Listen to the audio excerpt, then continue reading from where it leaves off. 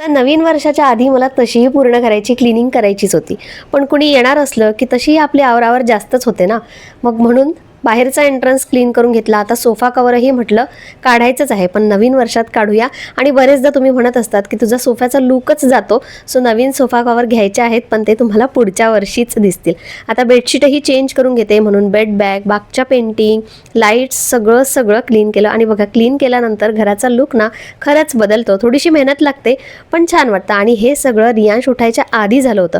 उठल्यानंतर म्हटलं त्याला की तुझ्यासाठी एक गिफ्ट आहे, आणि खरंच आनंदाने तो ओपन करायला लागला. पण ॲक्च्युली हे अश्विनचं होतं, पण त्यातही तो खुश झाला. हा, आणि हो, कोण येणार आहे हे तर मी सांगायची विसरलीच. तर आज माझी माहेरची माणसं येणार आहे खूप वर्षानंतर. मस्त आंघोळ केली, त्यांना यायला उशीर होता म्हणून आम्ही नाश्ता पण करून घेतला, थोडीफार कामं आवरून घेतली, आणि त्यानंतर मग सगळेजण आले.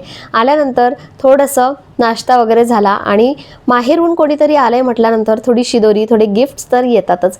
तर हे एक स्नेहलने माझ्यासाठी गिफ्ट आणलं होतं, जार आणि ग्लासेस. पुन्हा एकदा कधीतरी नक्की दाखवेल. आणि ही सगळी आईनी आणलेली शिदोरी.